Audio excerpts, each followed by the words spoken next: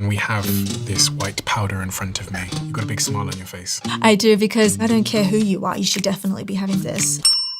So let's talk about creatine. Phenomenal research shows you can creatine your way out of sleep deprivation. It can protect your brain against a concussion, stroke, from stress. And there was a study done on Alzheimer's disease patients, and they found that patients not only preserved their cognitive functions, but they had more energy and they were able to exercise more. And I know this because I'm a clinician, and over the last decade, I've been surrounded by the greatest neurosurgeons in the world studying the brain. And so I'm here to tackle one disease, and that is Alzheimer's, because it generally starts in our 30s, and 60 million people worldwide have Alzheimer's, 70% being women. And I get angry and I get passionate because women have been lied to, they've been underrepresented, they downplay their symptoms, or they're too scared to ask their doctor for advice. And what people don't really know is that it is a preventable disease, but it's like end-stage cancer. Once you get the diagnosis, there is no cure. And the fact that so many people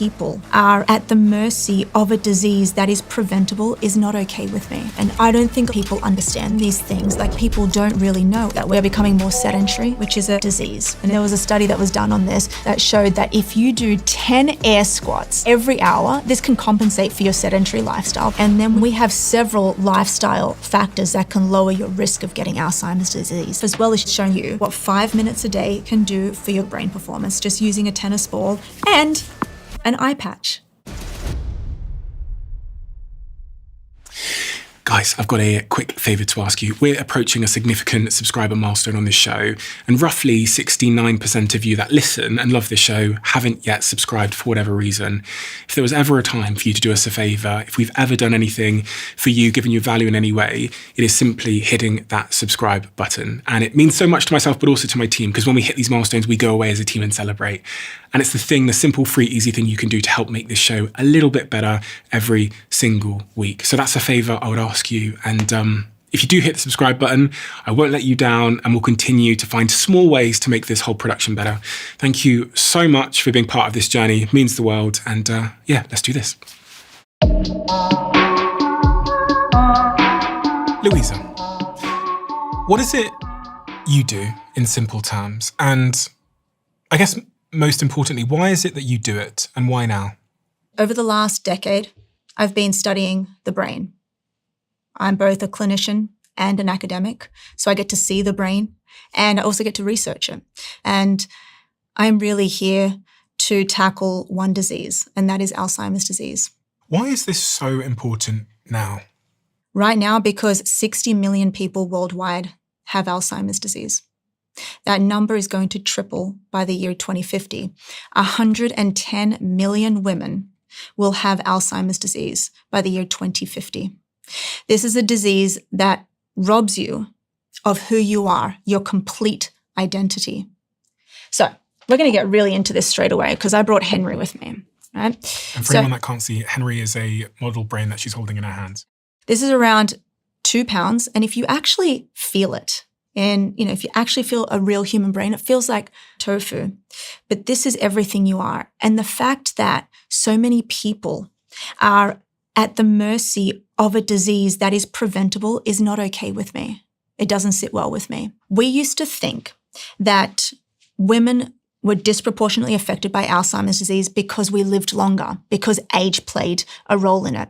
But we now have substantial evidence to show that it's not the fact that women live longer, or people in general, because dementia and Alzheimer's disease are not part of the natural brain aging process. For women, and they differ from men, and we can separate the sexes and talk about it. For women, it is purely because being a woman is a risk factor for getting this disease. Now, if we go through and we have a look at all of the people that currently have Alzheimer's disease, 95% of them could have been prevented, because this is not a disease of genetics, it's a disease of lifestyle. 95% of it could have been prevented. Correct. We're born with our genetic makeup, meaning that, for example, if you have a genetic mutation on chromosome 4, you will get Huntington's disease. There is nothing we can do about that. That's how you were born. But when it comes to Alzheimer's disease, there's around 20 to 30 genes involved in the disease. Only around 3% of the disease cases right now were driven through those genetic mutations. The genetic mutations that you are born with, you get them from mum and dad, are presenilin 1, presenilin 2, and the amyloid precursor protein. So if you have a genetic mutation in one of these genes, you will get some form of dementia. What is the age range where people will start to experience Alzheimer's? Let's just actually take a broad overview of what Alzheimer's disease is, okay? So you've probably heard of dementia. Yeah. So dementia is the umbrella term. So Alzheimer's disease sits under the umbrella. It's a form of dementia. There's frontotemporal dementia, which is what Bruce Willis has. There's dementia with Lewy bodies. There's Parkinson's dementia. There's vascular dementia. This disease, dementia or Alzheimer's disease, is a disease of midlife. And so it generally starts in our 30s. It starts in our 30s, but the first symptoms show up in our late 60s, 70s, and beyond. When you say it starts? Yeah. Our brain fully develops at around 25 years old, 25 to 30. And after that, that's when if we don't take care of our brain, we start getting a decline in these functions.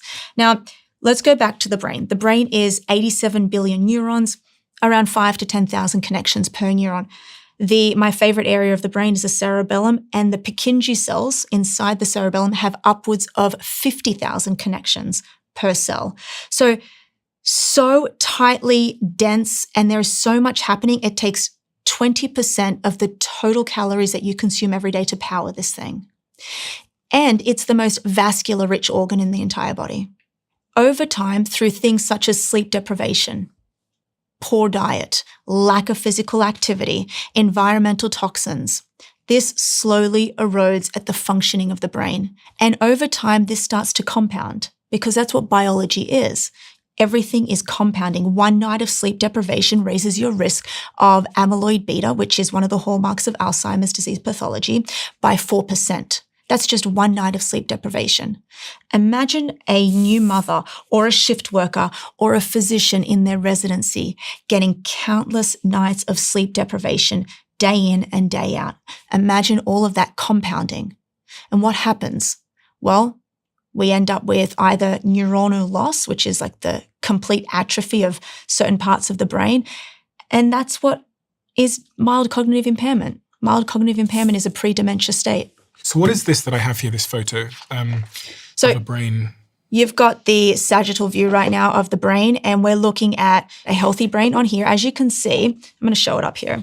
On the left-hand side, you can see that the brain is thick. We can see that the integrity of the gray matter, which sits out here, is thick. It's voluminous, okay? We can see that the ventricles are smaller. We go over here and we see thinning of the cortex. You can see these big spaces between the gyri. These are thick because the gray matter has atrophied. It's shrunk. You can see that the space between the cortex itself and the skull, there's a bigger space. You can see these ventricles here, these butterfly-shaped ventricles. This is thicker. This is thinner. We can see atrophy down here. So essentially, the brain is getting smaller and smaller. At the age of 30, if I do everything right, and we were to sort of plot this on a graph of where I land at 70, what is the variance of where I'll end up at 70? You know, my brain is quite important to me. And I do worry. I think, I think I worry in part because I sit and interview a lot of people at a lot of different ages. And one thing you notice as an interviewer is some people at 60 are razor sharp. Mm-hmm. And some people at 60 are not as razor sharp. Yeah. Their ability to articulate their words, their memory recall, their ability to understand stats and stories, all of this. And I sit here and go, I wonder what the difference is. Yeah. And that's actually beautiful because it brings up this important concept in neuroscience called cognitive reserve. And that's your brain's ability to withhold capacity to overcome stresses. Okay. So you've probably heard, for example, let's use the analogy of physical performance. Mm-hmm. Your VO2 max, which is a measure of your peak respiratory fitness, you know, how well you can utilize oxygen mm-hmm. when you are at a high intensity state. How well does your body utilize oxygen? The fitter you are, the more reserve you have to overcome stress. stress such as an infection, everyday stresses, sleep deprivation, surgery. The more reserve you have in your bank to overcome that. The same is with your brain.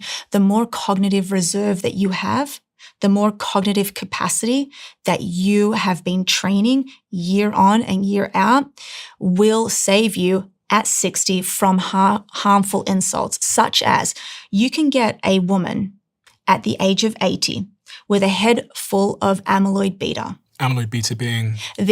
One of the hallmarks of Alzheimer's disease. You can get somebody with a head full of amyloid. Which is like a plaque on the brain. Yeah, it's a protein that's actually, it's a protein that lives inside the neuron itself.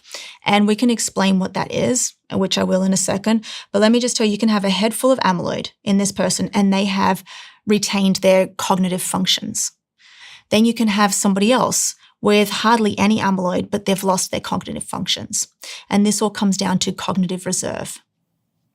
And cognitive reserve lives where in the head? You've got around 5,000 to 10,000 connections per cell. Over time, those connections fail. Now, those connections are responsible for your thinking, your processing speed. Every time you have a thought, you build a new connection. The more connections that you have, the more things that you see, the more novelty that you give your brain, the richer it gets, the more stable it gets. So the ends of the neurons, we have dendrites.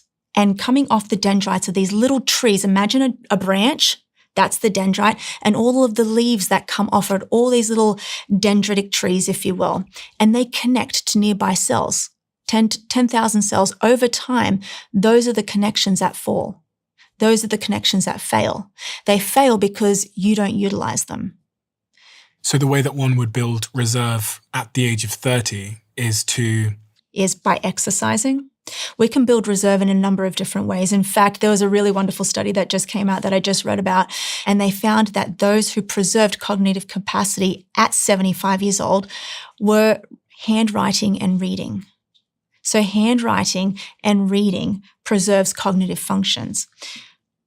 Exercise is one of the most potent stimulus for brain health and Alzheimer's disease prevention and cognitive reserve. The more you exercise, the bigger your brain. What about scrolling on social media? Does it improve my reserve if I'm watching videos? It's in the opposite. Why would that be? Because I'm still learning stuff. Yeah. When I'm on the internet. Because what you're doing then is you are relying on short dopamine hits. Every time you scroll, you're sending signals to your brain that you're getting a dopamine hit. And your brain gets used to it. Remember, your brain is only there for two things: survival and reproduction. So every time that you stress your brain in the smallest amount of times, you're giving it dopamine hits, it doesn't allow us to do other things for a sustained period of time, like focus, read, have a conversation. So writing and reading are good for building up my neurological reserves. Yeah, neurological reserves. It doesn't compare to what exercise can do for the brain. And it's so sad because around 80% of the US population don't exercise for at least 30 minutes a week, which is actually quite scary. The physical activity guidelines are 150 minutes to 300 minutes of moderate to rigorous physical activity per week.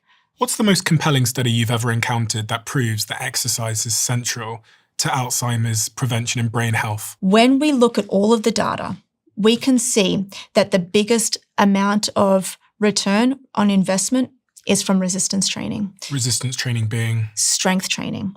One of the most compelling studies was probably the SMART trial, where they took a group of people with mild cognitive impairment and gave them 2 to 3 times per week of resistance training.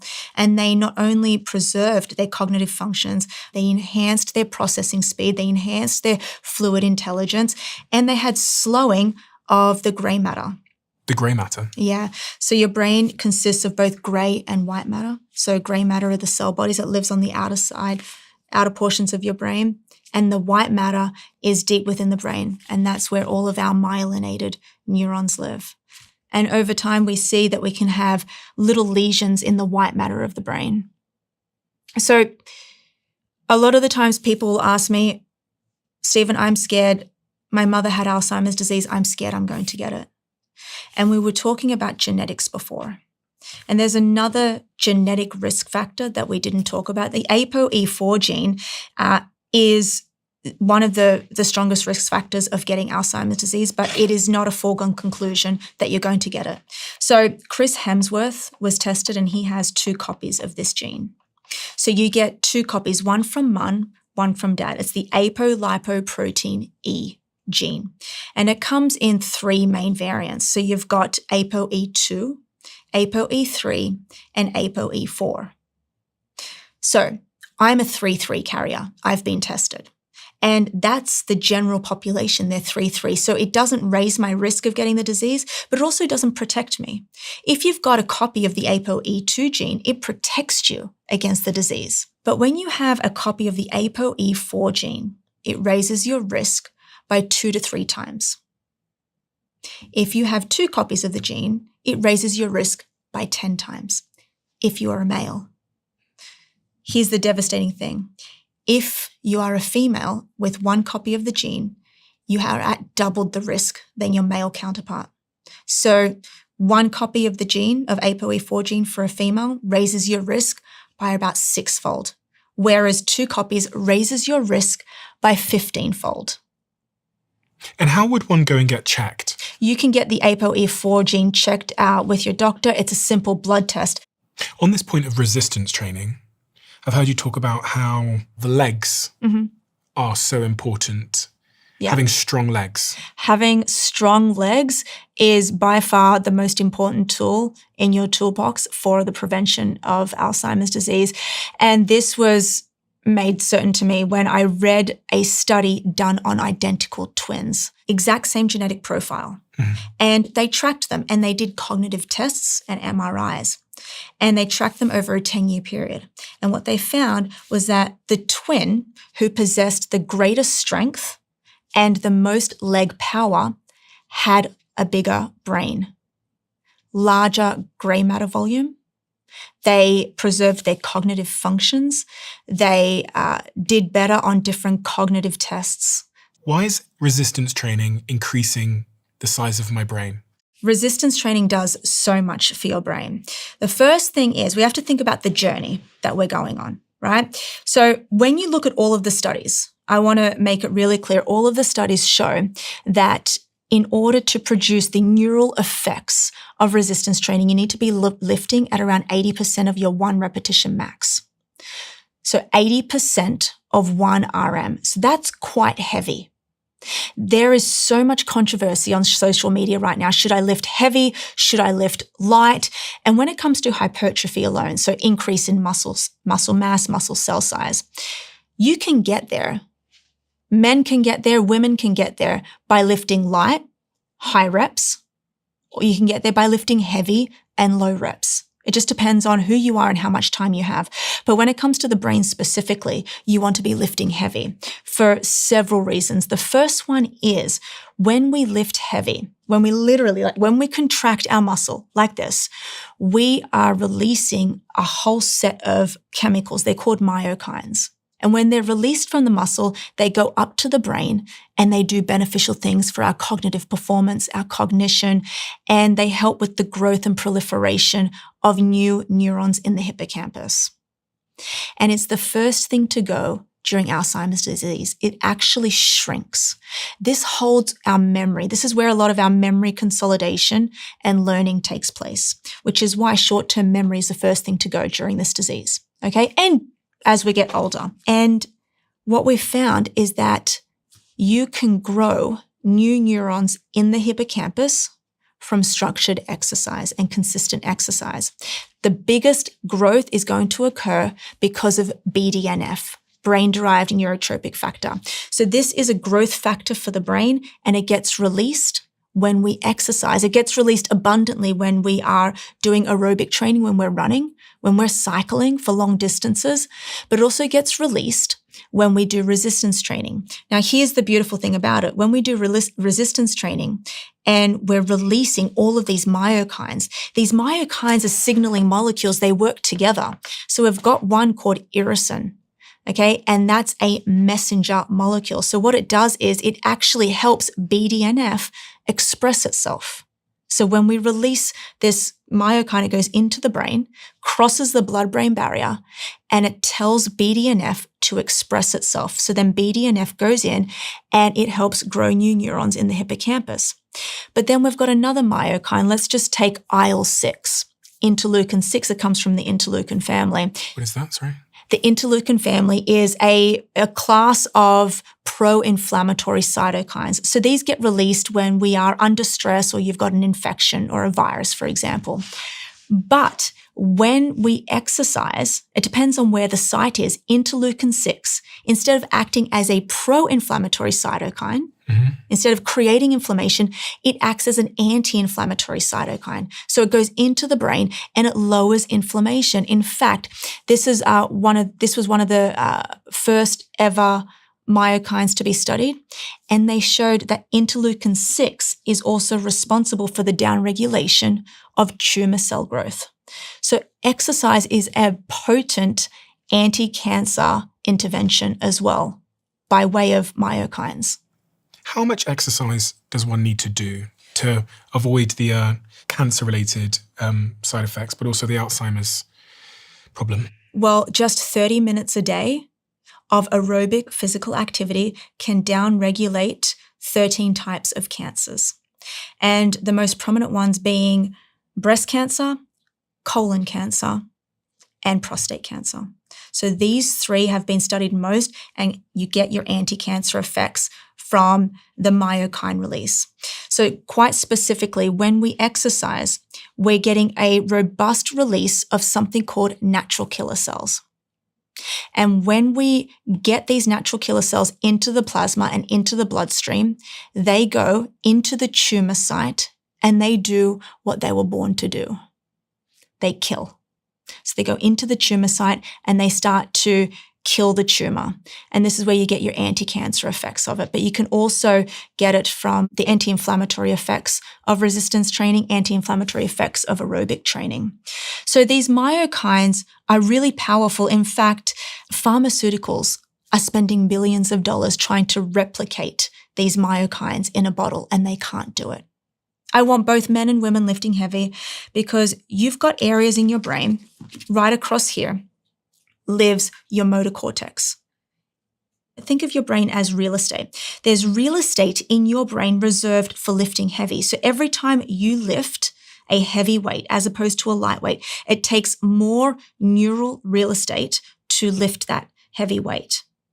So the heavier you lift, the greater the neural drive. The greater the neural drive, the better it is for your brain. If you had to do just one exercise for the rest of your life to protect your brain, and you could only pick one, what would it be?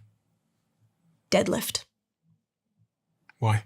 If done correctly, the deadlift can use almost every muscle in your body. Erector spinae, you've got the glutes, you've got the quads, you've even got serratus anterior, you've got your calf muscles. There is so much compounding in that one lift. Would probably be comparable to a barbell squat as well. According to the World Health Organization, we're getting increasingly more sedentary. We're moving less and less, in part because of technology, but also there was this really interesting study done by the Cleveland Clinic where they talk about people who are active sedentary. And this felt a little bit personal, if I'm honest. It says a major finding in 2025 found a danger of being active sedentary, which is people who exercise for like 30 to 60 minutes, but sit for the remaining 10 hours a day. If you sit for more than 10 hours a day, your risk of cardiovascular disease increases even if you meet weekly exercise goals, because prolonged sitting shuts down lipoprotein lipase, an enzyme essential for burning fat and cleaning glucose from the blood. That's annoying to read because I feel like that's me. Yeah, and being sedentary is a disease. You can change the trajectory of your life by doing 10 air squats every hour on the hour. And there was a study that was done on this that showed that if you do 10 air squats every hour. This can compensate for your sedentary lifestyle because unfortunately, this is the life we're living in. We are becoming more sedentary in our day-to-day lives. We're sitting more. We're not going out as much. There's younger kids on video games. They're scrolling. There's so much happening that is involving our sedentary lifestyle, which is obviously, like you said, increasing our risk of type 2 diabetes, cardiovascular disease, etc. Yep, you can do it. Like this. There you go, 10 of those. If you do 10 of those, you can outweigh the benefits of a 30-minute power walk. Every hour? Yeah. For how many hours? 8. Okay, so I could set an alarm on my phone. Every hour. Just get up, or every 45 minutes, get up and do an air squat. And this is primarily because have you heard that when you eat, you get a massive spike of glucose? And the best way to bring that glucose spike back down is by doing any form of exercise. You can, albeit, go out and go for a fast run, do an air squat, bring that glucose level back to baseline. And do you think much about aerobic training as a preventative measure for Alzheimer's? I love aerobic training. Women are facing a dilemma on social media because they're being given so much information. There is this huge uproar of should I do zone 2 exercise or should I not do zone 2 exercise? What is zone 2 exercise? So we can think of physiology in zones. Zone 1 is what you and I are in right now, right? Zone 2 is that next level up. And that's generally when we're looking at exercising at around 60% of our maximum heart rate. And it's where you're jogging, but you can have a conversation, but where you're huffing and puffing. When we're exercising, we need to produce energy. And that energy firstly starts in the mitochondria. So we need, all of our energy gets created. We create ATP, and that's how we are able to perform the given task. As soon as we get out of that zone and we go into zone 3, zone 4, and zone 5, we're producing energy outside of the mitochondria in the cytoplasm. And when we're doing that, in order to do that, we're breaking down glucose so fast via a pathway called glycolysis. The byproduct of that is lactate. And then we produce lactate. And that's actually a fuel source for the brain. It's also a myokine, right? So that's when we're in zone 3, zone 4, zone 5. So a lot of women have been doing zone 2. They've been going to the gym. They've been doing zone 2. And I'm trying to push women to get out of zone 2 for several reasons. Not because it's not good for you. I think all forms of exercise are good for you. The more you move, the better, right? But let's be really honest. A lot of people in midlife are busy. They're time poor. Men actually get a greater return on investment by doing zone 2. Women don't get the same return on investment from doing zone 2. So I'm trying to push women to first work on zone 5, zone 3, zone 4, zone 5. If they can, just do zone 5. Then do 2 to 3 sessions of resistance training a week. And if you have time left over, that's right there. I've just described around 4 hours of exercise. If you have time left over, then you can work in zone 2. Now, zone 2 is great. If you're going to go out and go for a long run, you're doing many things. You are secreting a lot of BDNF, which we need. It's a growth factor for the brain. You're getting a massive amount of blood that's going into the brain, which is great as well. It's sustained. Blood delivers oxygen and nutrients to the brain. You're doing a lot of things, right? But what you're not doing is having a complete effect on the chambers of your heart. Is it better for me to do 5 kilometers on a treadmill or outside? I would say it's better for you, for the brain, to do a smaller amount of exercise and a higher threshold. Because I think I read somewhere one time that running outside is better for the brain because it stimulates the brain. Of course, well, you're outside, so you've got so many things around you. Imagine your brain, I told you, it's got prime real estate. Every part of the brain is responsible for a different function. From what you see to what you hear, you go outside and you can see so many things. You've got forward ambulation, so that's going to help you with drive, motivation, dopamine, but then you're also taking in the sounds, the senses. It down regulates inflammation. So you get so many other things from doing that. Yes, but 5 kilometers outside compared to 20 minutes of high aerobic physical activity. What is better for the brain? I would say that the zone 5 is better for the brain. The zone 5 training does a lot for the chambers of your heart as well. Now, I'm going to grab this. We've got a little model here. And we can see that we have a left chamber, we have a right chamber, we have actually 4 chambers of the heart, but we have something in the heart called a ventricle. We've got a left ventricle and we've got a right ventricle. Now, the left ventricle delivers oxygenated blood to the entire body. It's really interesting because the chamber of the left ventricle is like a muscle, right? Mm-hmm. It's responsible for pumping blood to your entire body. It first gives blood to the brain, which means it's the most important part of your body. After it's done giving blood to the brain, it goes through to the rest of the body. As we get older, we get stiffening of these arteries, okay? Stiffening of all of the arteries in the heart, and we get something called left ventricular hypertrophy. So that's when the left ventricle, it starts to get thicker. And when it gets thicker, that means that it's not as strong, it can't pump a lot of blood as much as it could when it was younger to the rest of the body. Ben Levine, Dr. Ben Levine, he's a sports cardiologist, and he did this landmark study which changed how I thought about zone 5 training. He took a group of sedentary males, average age, I think it was around 47 to 55, so around 50 years old, and he scanned their hearts. He did echocardiograms, he took photos of the heart, he did everything he could to see when I was first starting the protocol, what does their heart look like?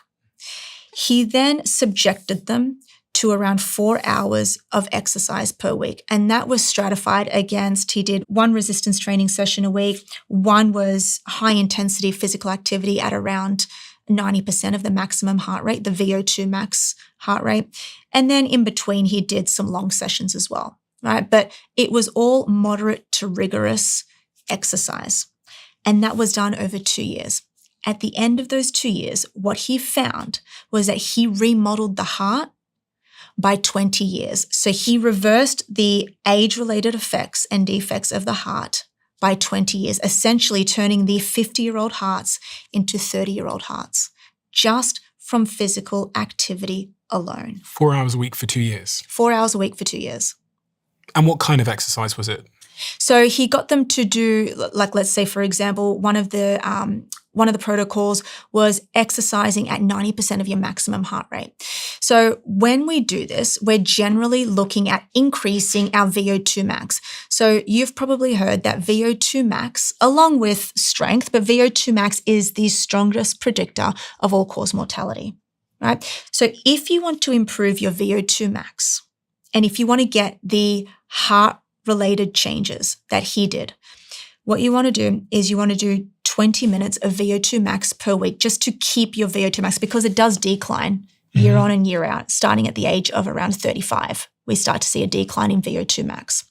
So if we want to work on our VO2 max, we want to be doing what we call the Norwegian 4x4. It's the gold standard of increasing your VO2 max. So you want to get your heart rate elevated to 90 to 95% for 4 minutes on, 4 minutes off, repeat 4 times. So how do I do this? Well, I actually do this twice a week because the more you do, the better. I do this on a stepper. I do this at the gym, and I put my stepper onto, I think I'm at like level 14, and I'm working my way up, and I'm staying on there for 4 minutes. And then I'm having a complete stop and a complete rest for 4 minutes. And I'm repeating that 4 times. So what I'm doing in that moment, I'm not just getting a massive shunting of blood to the brain, okay, which is good. I'm not just getting a massive release of myokines and exokines to the brain. I'm also remodeling the heart. I'm downregulating tumor cell growth. I'm improving my cognitive performance. I'm doing so much more than just exercising alone. So that's once a week in Levine's study that reversed these guys' hearts by 20 years. Yeah.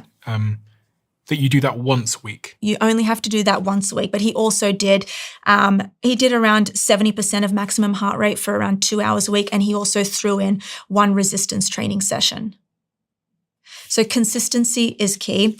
I'm just looking at some of the findings of that study. And one of the surprising things is it showed that there is a biological exploration date per se for the reversal of the heart. Yeah. And then the heart retains its plasticity, the ability to remodel itself until the age of 65. If this intervention had started after the age of 65, the heart was too stiff to be physically remodeled to get that 20-year reversal. Yeah. You have to start in late middle age. Exactly. So midlife is the window of opportunity for brain health and for longevity. I didn't realize you could sort of remodel the heart yourself. That's interesting. Yeah, you can remodel the heart. And the heart is amazing, okay? Because what you see with the aorta, right? So the aorta goes up and we've got the main blood supply for the brain exists in the vertebral arteries. Okay, so there's branching off of the aorta, comes from the heart, vertebral arteries, which supply the posterior part of the brain and the cerebellum with blood. And then you've got the carotid arteries, so one on each side, branching off the aorta, which supply the frontal and middle part of your brain with blood. The brain is the most vascular-rich organ in the entire body. In times of stress, such as hypertension, okay, that is elevated blood pressure, we see that we can actually kill off the tiniest parts of the blood vessels, which are called the capillaries. You can see the capillaries up here. They supply even the blood-brain barrier, so they supply mainly the outer cortex of the brain with blood. When we have elevated blood pressure, we are starting to kill off those tiny little capillaries of the brain. Those capillaries are feeding different neurons in the brain and also feeding the blood-brain barrier. So when we get breaking off of these, we lose the blood supply, we lose the oxygenation, we get a breakdown of the blood-brain barrier itself, which is scary. And we see that in patients who have got mild cognitive impairment. You can call it, you've heard of leaky gut, we can call it leaky brain. If you have a leaky brain, what happens eventually is, so your blood-brain barrier sits like this, okay? And there are cells, and we call them pericytes, for example, and they're bound together by tight junctions. That's what the blood-brain barrier is. It's like you think of the blood-brain barrier as the bouncer of a nightclub. They are all standing there like this, responsible for who can come in and who can't. And they don't allow some molecules to get in. But over time, when this starts to degrade and become leaky, they start to spread apart. And when they do, you can have the passive diffusion of all these molecules coming in, and that's really bad for your brain. So we want to maintain the integrity of the blood-brain barrier by maintaining the capillary health. We don't want the capillaries to die. They're one cell thick. Any type of damage can damage them and kill them. Hypertension, there was a really great study. It was actually the SPRINT trial, and it's now the gold standard for the recommendation of 120/80. So when you have your blood pressure taken, we get the systolic over diastolic. And you've probably, I don't know if you take your blood pressure, but doing your blood pressure every day is a really great, inexpensive, and effective tool for maintaining good brain health. So you measure your blood pressure, and if you are hypertensive, this is anywhere over 135. Okay, systolic over 135, that's when things start to break down. That's when we start to get the breakdown of those small one cell thick capillaries. So in this trial, in the SPRINT trial, what they found was that when they aggressively manage these patients and they bring their blood pressure down, they did it pharmacologically through something called an ACE inhibitor. It's a medication to drive down blood pressure. When they bring it down pharmacologically, these patients preserved their brain, grey matter, and their cognitive functions. So we now have a gold standard. And this is what I would recommend anybody. On Amazon, it costs about $25 for an automatic blood pressure monitor. Do it every single morning and watch your blood pressure. And then if it's high, what do I do about it? Well, outside of pharmacology, if we don't want to take a medication, we want to get stronger, and we want to do this via exercise. Stress is one of the biggest things driving high blood pressure. manage stress, manage cortisol, manage chronic inflammation by way of exercise, sleep, all of the things that Mother Nature gave us. I was just looking at the study that reversed the heart by 20 years and trying to figure out what exercises they did. And as you said, the first one was a high intensity workout, the 4x4. Yep. Then they did a long aerobic exercise. Again, this is all once a week. So 60 minutes once a week doing a longer exercise, like it could be hiking or tennis or cycling. A moderate intensity workout, 30 minutes, where they did the talk test. You should be able to break a sweat, but still be able to speak. So that was once a week. And then lastly, strength training once a week. So it's really a variety of exercises that caused such a profound impact on the heart. And I think cardiovascular diseases are the single biggest killer. Yeah. Cardiovascular disease. Dementia is the number one killer of women in the UK. They're number one. Really? It's the number one cause of death in Australia for both men and women. How does it kill you? Because we all think about memory loss and stuff like that. But Yeah. And so this is the actual devastating part. We don't die of Alzheimer's disease specifically. Over time, what happens is in these patients, you have to remember Alzheimer's disease is like end-stage cancer. Once you get the diagnosis, there is no cure. There is no going back. There is no reversal. You have the disease, and that's the scariest part. Mild cognitive impairment, you can slow the progression of that. Like I said to you, it goes for 20 years, mild cognitive impairment. You can slow the progression of mild cognitive impairment, but as soon as you get diagnosed on that awful day that your mother or your friend gets diagnosed with Alzheimer's disease, it's a sad day. And what ends up happening with these patients is you can die of asphyxiation. You can die of your brain loses the signal to swallow. It loses the signal to maybe you fall because you've lost balance. It's a really scary moment, but it's not like you die of Alzheimer's disease specifically. if you were diagnosed with Alzheimer's disease, it's an interesting reaction. Because I would have no hope. I think a better question is, You'd have no hope. if I was diagnosed with Alzheimer's disease, there is nothing I could do. How would that change your life and the decisions you make? Or would it at all? I would aggressively exercise. I would monitor my diet. I would aggressively monitor my diet, and I would potentially have a ketogenic diet, because what we've found is that during this metabolic crisis that happens in your brain, okay, where you lose the ability to use glucose as your primary fuel source. So the brain doesn't know how to use glucose as its primary fuel source, so it's under attack. During Alzheimer's? During Alzheimer's, but also during this window for women as well in the perimenopause state. So the brain cell, when it's under attack and it can't utilize glucose effectively and it doesn't have any energy, it starts to think about survival. It starts to think, what can I do? I'm under attack. So it starts to break down the myelin sheath. And in that moment, it's actually the astrocytes. They're the supporters of the brain, so of the brain cells. So they start to think, okay, let's break down the myelin sheath. From that, the astrocytes produce ketone bodies. And then the ketone bodies get shuttled into the brain, and that's how we use energy in the brain. So in that state of metabolic crisis, I would make sure that I am having a ketone-rich diet, or I may be getting exogenous ketones. I would aggressively exercise. I would aggressively manage my lipids. I'd have a high intake of omega-3 fatty acids, and I would preserve, if I could, any form of cognitive function by way of talking to people, by going outside, socializing, having hard conversations. If I was intact and I could do so, I would throw tennis balls to the wall. So on that point of the ketogenic diet, the reason is because ketones are an alternative fuel source to glucose. Yep.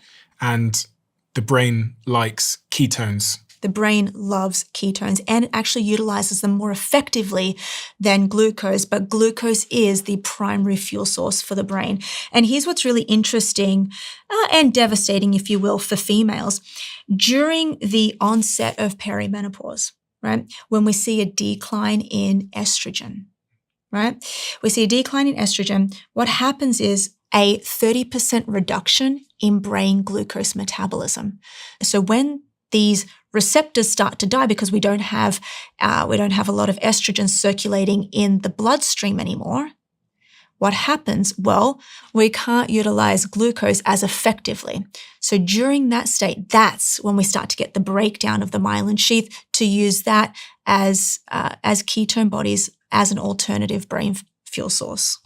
So do you think women going through menopause should be considering a ketogenic diet? Yes, I do think that. I think that women who are going through perimenopause and who are at the mercy of this brain energetic crisis should be adopting, if they can, a ketogenic diet. It's one of the best diets for the brain. I didn't really understand this idea that during menopause there was a glucose deficiency or metabolism problem in the brain. 30% reduction in brain glucose metabolism. Is this why women report having brain fog and all these kinds of things? Yeah, absolutely. Because when the brain can't utilize its fuel source effectively, what happens? Well, metabolites start to shift. We don't sleep properly. Around 60 to 65% of women in menopause report having a hot flash or night sweats. It wakes them up at night. That's also causing cognitive decline and brain fog. So, I mean, this graph's pretty shocking. Can you explain what it shows? Oh, this is showing the estrogen levels at birth, going through all of the life cycles that a woman will go through: puberty, perimenopause, and then eventually menopause. There is one thing that is certain. After age, I mentioned earlier, being a woman is the next strongest risk factor for getting this disease. For getting Alzheimer's. And that largely lies in our menopausal shift that occurs, the downsizing of estrogen. However, we do have forms of estrogen that we can, supplement with. So I just need to keep the estrogen up. Yeah. Because then the brain health is going to be up and normal. This is where the controversy lies. Yes and no. So I want everyone to understand, I am sitting right now. So my entire doctoral thesis is focused on women and Alzheimer's disease. And I'm Switzerland right now when it comes to hormone replacement therapy. That is replacing your hormones. You're Switzerland. I'm Switzerland, meaning that there is no evidence to suggest, right now we don't have large-scale randomized control trials to show that hormone replacement therapy prevents dementia. So what I will tell you is this: it is a signal. It is a supporter. It will help you do the things that can lower your risk of dementia. We've seen multiple times that having hormone replacement therapy can reduce your risk of getting Alzheimer's disease by up to 30%. We know that. But it's not because estrogen alone is minimizing your risk. It's because when you have estrogen, it helps get rid of the hot flashes. It helps with the night sweats, because during menopause, when we actually have a dysregulation of estrogen in our brain, what happens in the hypothalamus, which is an area in the brain that controls our temperature regulation.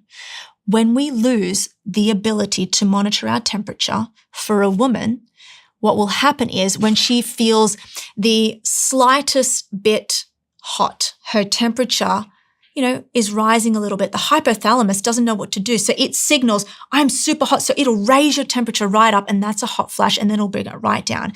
And as a result, this is keeping women up at night. And we know that sleep deprivation is a risk factor for Alzheimer's disease. Of course it is. Compounding sleep deprivation will accumulate amyloid beta in your brain. So if we can use hormone replacement therapy as a signal and as a support to help us sleep at night, then that's a good thing. Another thing, estrogen is anabolic to muscle. What does that mean? It means that it helps with muscle protein synthesis. Oh, it helps me make muscle. Yeah, we've got estrogen receptors on our bone. We've got estrogen receptors on our muscle.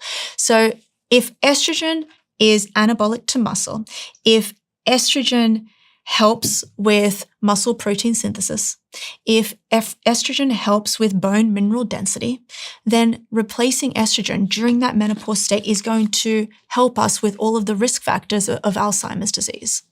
So when does estrogen, I mean, it really, in this image, drops off a cliff. And it varies. So it tends to generally happen at around 45 years old as an average, and that perimenopause stage lasts around 10 years. But it starts going down on this graph at about 30. It starts to go down, and everyone's different, okay? You can have a woman in her late 30s go into perimenopause, or the general age is around 42 to 45. Most OBGYNs that I've spoken to say that you need to start checking in with your doctor at around 40 years old to check for this. So do you think, thinking about my fiance now, do you think that someone like her should go on hormone replacement therapy at like 40? Well, so that's the big question. That's the elephant in the room. Should you go on hormone replacement therapy or should you not? And that's definitely a conversation between you and your physician. However, we've got large-scale studies right now to show that we don't have to be afraid of hormone replacement therapy. And without going too deep into the weeds, there was a massive study that was done, the Women's Health Initiative, that scared women out of taking hormone replacement therapy in fear of getting breast cancer. Yeah. Correct. We went from having 40% of women on hormone replacement therapy to just 4% of women on hormone replacement therapy. Wow. We know that even at the onset of menopause, a woman's risk of having a heart-related event triples. A woman's risk of getting Alzheimer's disease increases. So there is something to posit here about the benefits of hormone replacement therapy that we still haven't yet studied. Will you do hormone replacement therapy? I definitely will. And what kind of hormone? And look, so this is really interesting. So this was given to me by a friend, and this is the capsules. So this is estradiol and progesterone. Okay, so progesterone is that one that's going to help you sleep at night. This one here is vaginal estrogen. So this is a cream that actually gets, depending on how it is, it can get inserted. And the vaginal estrogen, apparently, if you put it on your face, is probably the best form of skincare that you could ever have. Yeah, we have estrogen receptors all over our tissues, including our skin. These are estradiol inserts, so that's not the cream itself. But if you get vaginal estrogen in the form of a cream, you can put it on your face and it can help with skin elasticity, collagen, dermal thickness. This is why I'm actually most excited about it. So, I mean, are these the only ways that one can do hormone? No, there's also a patch, and that's what most women are opting in for. What will you do? The transdermal patch. When the time comes? I will probably do the patch. Why? Because it's the easiest. That's the one that I've researched the most. I'm not afraid of hormone replacement therapy in the slightest. You do have to, everyone has to check with their doctor, but I definitely think that this is going to be one thing that is going to help with the Alzheimer's disease crisis that is occurring. Go ahead. I mentioned earlier plaques, right? So a lot of people ask, well, what distinguishes Alzheimer's disease from the rest of the dementias? And it comes down to two proteins, amyloid beta and tau protein. And here's where it gets really interesting and actually dates back to 1901, the first ever Alzheimer's disease patient, Augusta Deety. She was 52 years old and she went to the hospital, her and her husband went, complaining of difficulties of word finding, word fluency, and she couldn't remember where she put her keys. And her husband said she is delirious. And Augusta told the doctor on board, he was a psychiatrist, his name was Alois Alzheimer. She said to him, and I quote, "I don't know who I am anymore."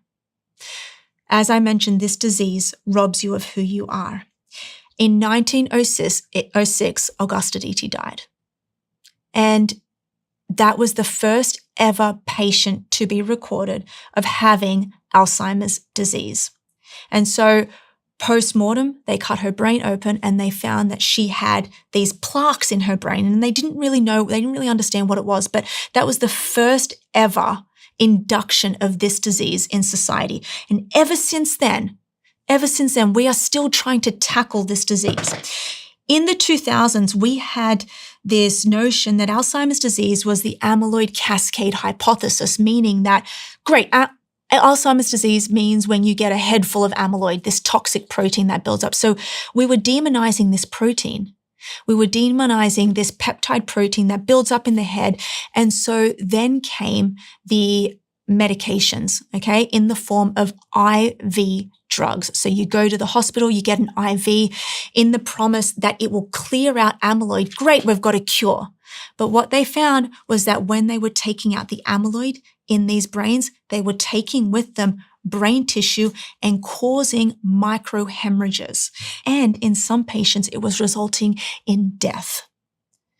So we now know that the problem here isn't amyloid. In fact, amyloid is an antimicrobial peptide. So amyloid is actually a good thing. Amyloid beta is a good thing because it protects the brain cells.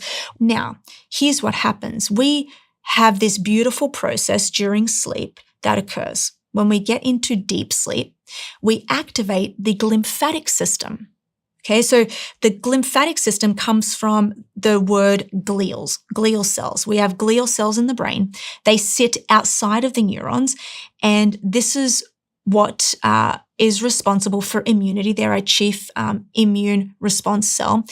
During deep sleep, they shrink. And when they shrink, all of this amyloid beta that's floating around in the cerebral spinal fluid gets washed out. So it's like a washing machine that occurs in your brain, right? But what tends to happen in Alzheimer's patients is they don't get a chance to wash out the amyloid.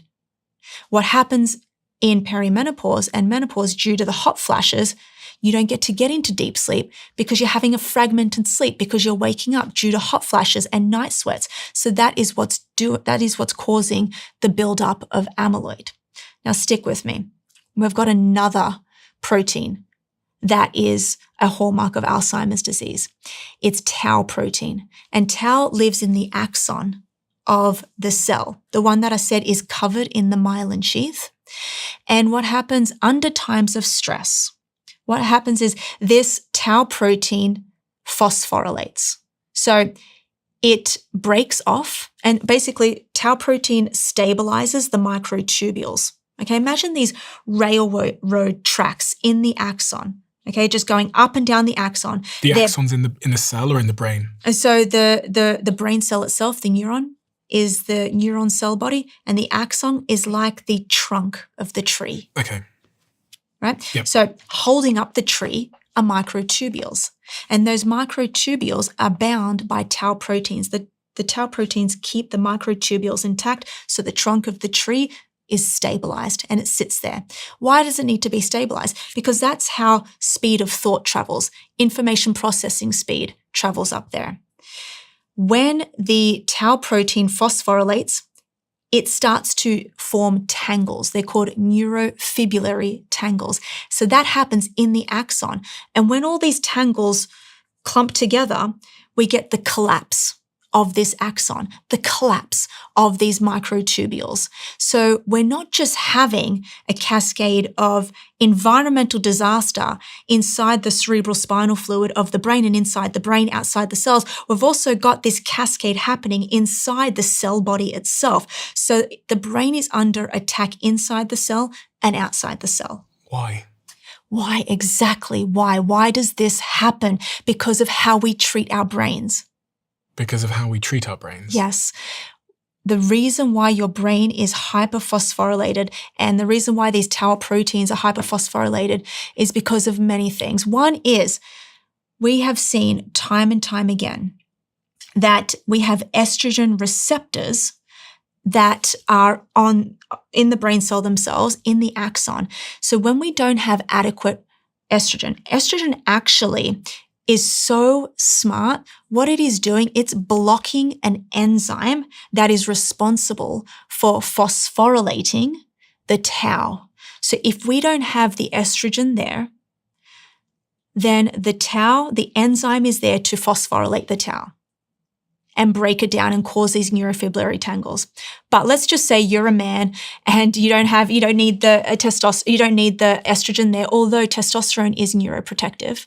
Testosterone actually aromatizes into estrogen, which is why you actually have an extra added protection in your life. What else causes this? Well, Sleep? Stress. You were talking about sleep there. Yeah. So sleep is, I think, by far the most underrated Alzheimer's disease prevention tool that we have. It's underrated because we have been doing it all our lives and we think that we can just go to sleep and the magic happens. But I think now in 2026, we actually need to train for sleep. So during deep sleep, we activate the glymphatic system, and sadly, a large proportion of us aren't getting into deep sleep. So sleep is one of the reasons. How do you sleep? Yeah, I make sure I sleep 7.5 hours a night.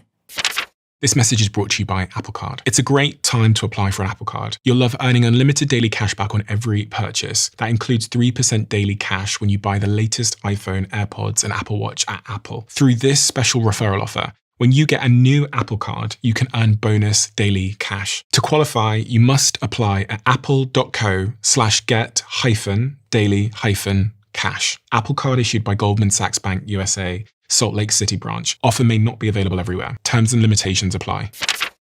All I had to do was brain dump. Imagine if you had someone with you at all times that could take the ideas you have in your head, synthesize them with AI to make them sound better and more grammatically correct, and write them down for you.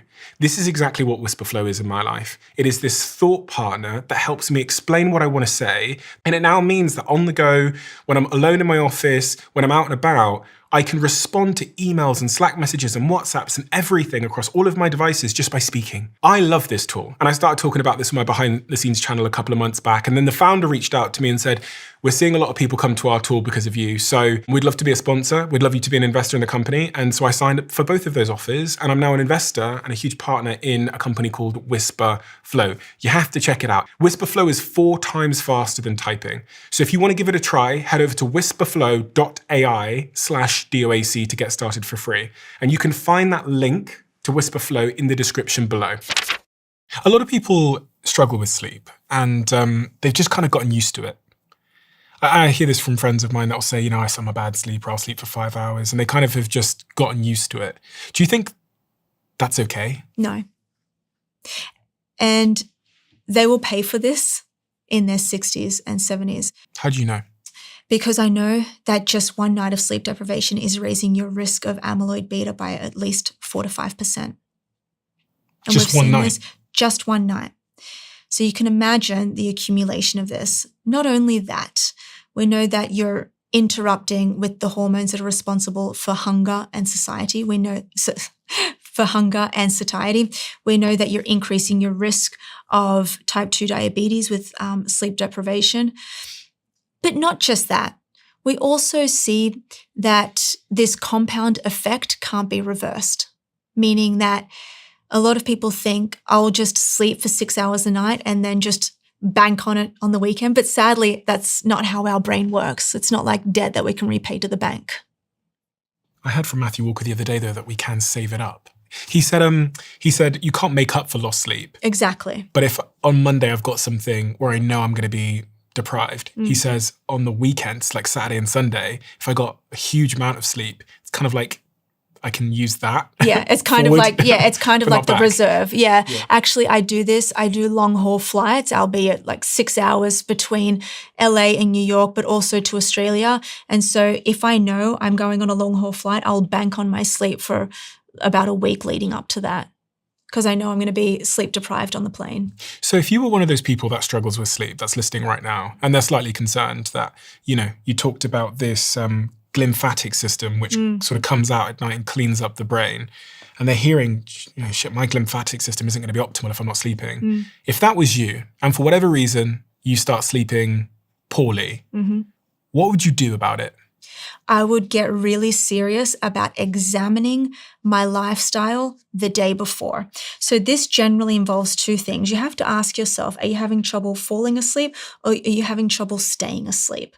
A lot of women report trouble falling asleep, meaning they've got a racing mind. Men too, they've got this racing mind. They can't, just stop that default mode network and the racing thoughts that happen. That's one thing.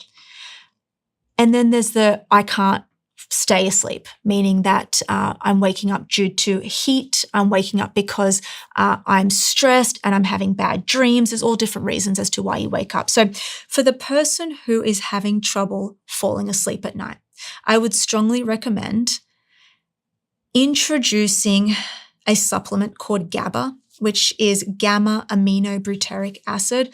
It's our chief inhibitory neurotransmitter. And when you have this, it really helps stabilize all those thoughts. It helps with a racing mind, and it can help calm you down at night.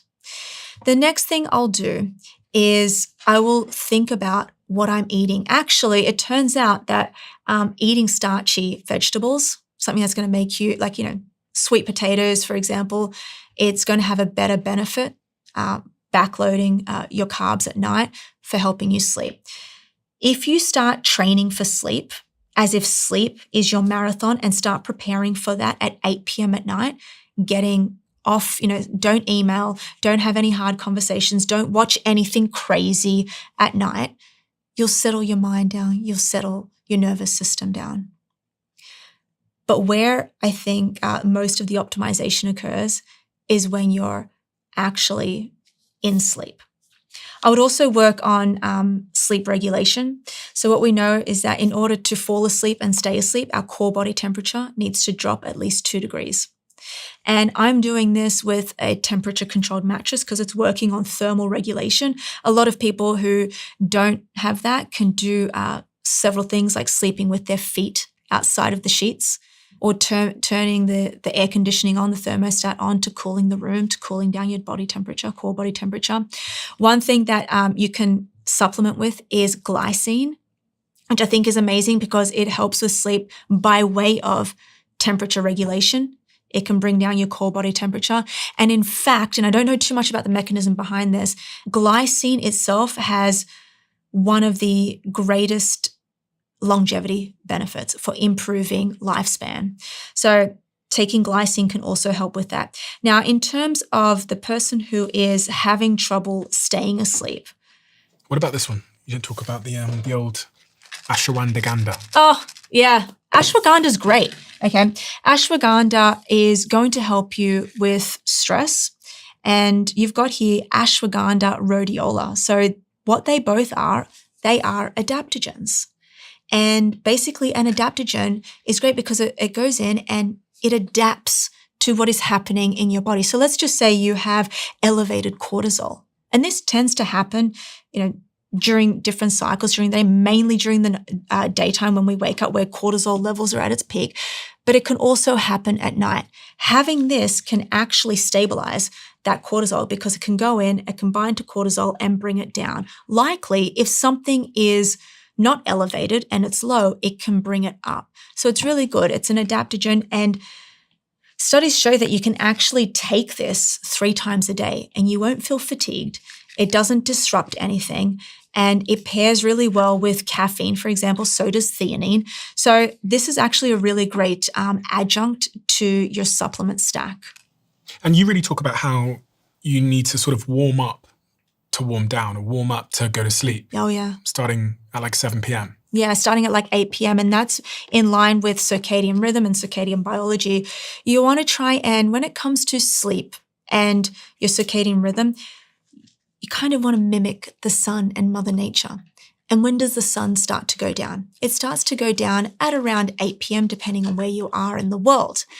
And when this happens, we also get the natural release of, I love that you're taking that, by the way. You must be stressed right now. You get the natural release of melatonin. So melatonin is that sleepy hormone that gets released in response to darkness. This may also be another reason why somebody is having trouble falling asleep and staying asleep. So we want to get the natural release of that. So these biohacks that occur right now, sleeping with our red light mask on, dimming the lights. Look, dimming the lights is great. I've actually replaced all of my light bulbs at home in my bedroom as well with red light bulbs. So I'm getting rid of the blue light, the junk light. I'm replacing it with red light to help downregulate the nervous system.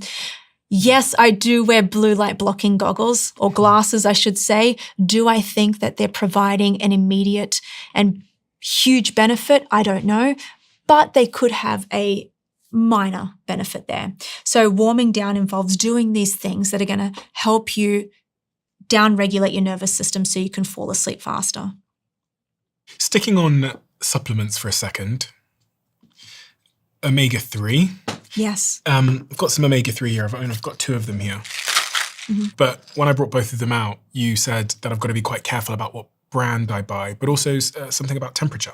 So by far, out of all of the supplements, omega-3 is probably the only one that you have to make sure that you look at the supplement label for. There was this study that was done that showed that around 95% of the most popular omega-3 supplements in the US, and there was about 85 of them that were tested, exceeded the normal oxidation level, meaning that these pills, because they're omega-3 fatty acids, they come from fish oil, they are oil, they can become rancid and oxidized. And they usually do this when they're in a heated environment. Here are the rules of thumbs. One, you want to look for a manufacturer that is highly credible and that is certified. Certified? Yeah. So NSF certified. So it's an external governing board that certifies them on, everything, heavy metals. They make sure that the oxidation levels are met, and they make sure that, what's in the capsule is actually in the capsule. That's another thing that is scary. The supplement industry is highly unregulated. And I treat my omega-3s the same way I treat my olive oil. You want to get oil that is sourced in the area that you are. We're in California right now, so you might want to find an omega-3 that is sourced in California. Do I want to put it in the fridge? You want to put it in the fridge the moment that you get it. Really? Yeah. Why does nobody talk about that? I'm not sure, but it's just the same as olive oil. You don't want the olive oil to become rancid, so you don't leave it near the stove. You want to put it in a cupboard away from the stove. And these are good for the brain? Omega-3s by far one of the most potent stimulus that you could have for the brain. They help with cell membrane fluidity. So where your cells meet, neuron to neuron, they create something called a synapse. And in order for that to occur, we have a massive influx of all of these neurotransmitters. Dopamine, serotonin, we've also got calcium and potassium, and these help our brain cells communicate, okay? We want to make sure that our membranes, the cell membranes, are fluid and they glide in order to help with that synaptic transmission. Another thing that they do is they are comparable to an NSAID, an anti-inflammatory medication. These have massive anti-inflammatory effects. In fact, I think that these have the safety profile of an FDA-approved drug, and there's only benefits from it. There's no side effects from it. Not just that, 60% of our brain is made of fat. 70% of that is made of DHA. And DHA comes from omega-3 fatty acids.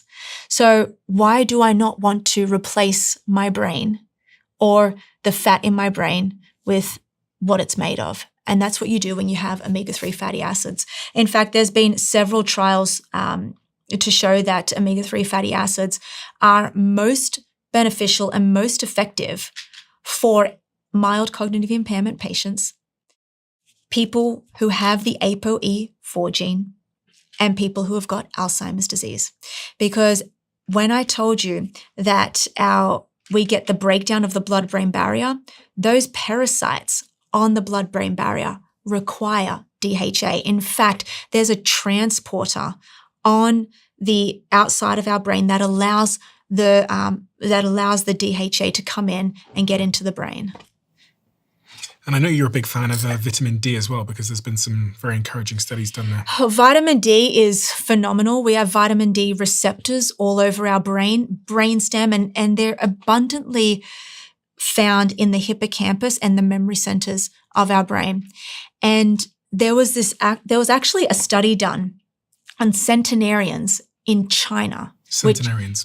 Those who lived to 100, but it was done in women.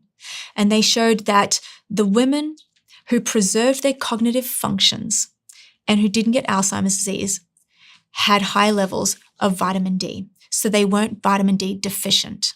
In fact, being vitamin D deficient can increase your risk of all-cause dementia by 40%. Likely, having a high level of vitamin D, which is around 60 nanograms per deciliter, can lower your risk of getting Alzheimer's disease by around 80%. And then we have this white powder in front of me. You've got a big smile on your face. I do, because there is just so much benefit to this, depending on which brand you've bought, of course. But I can't say enough about creatine.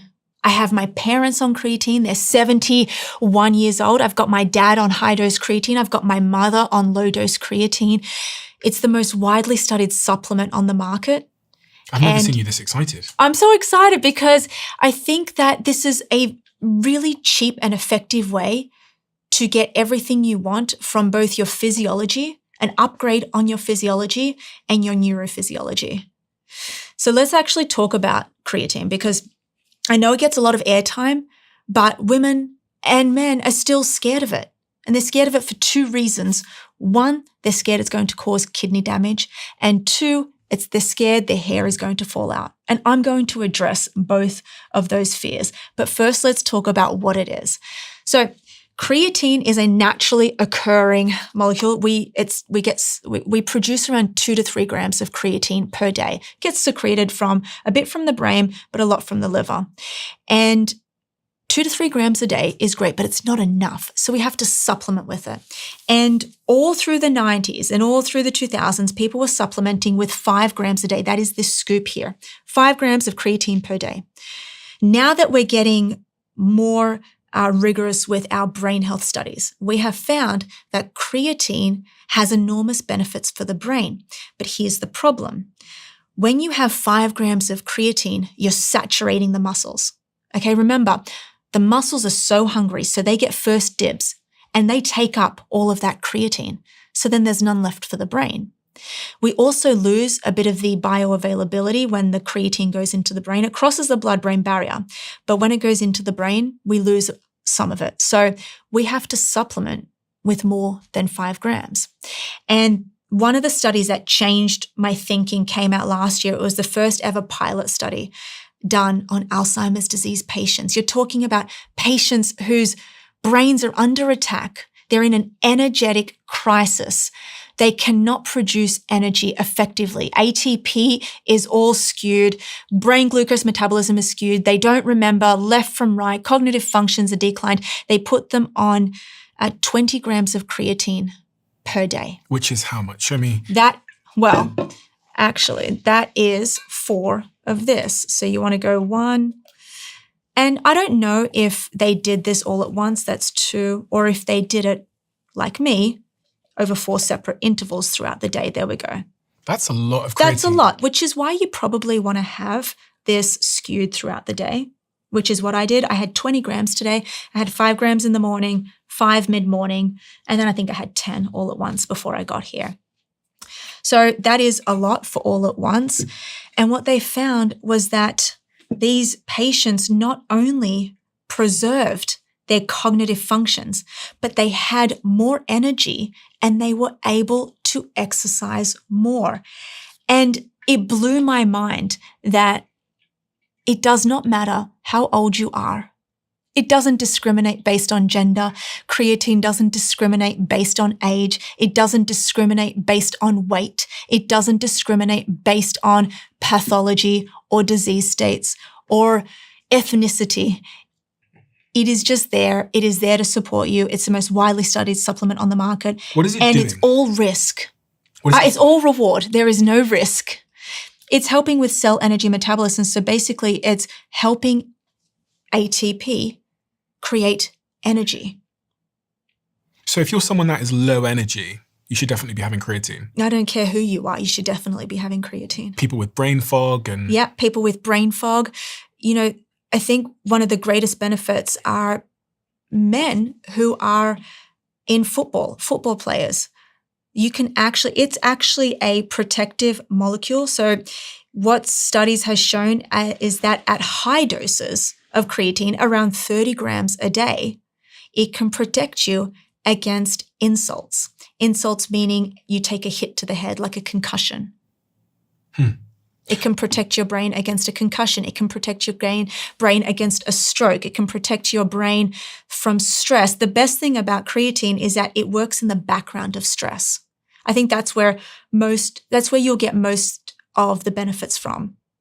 After hearing so much about creatine on this podcast, I started recommending it to all of the people in my life. There's one particular person actually that's probably out there in my house at the moment who had gone through cancer treatments. Yeah. And had survived cancer treatments, and in their words, wasn't the same on the other side of the cancer treatments.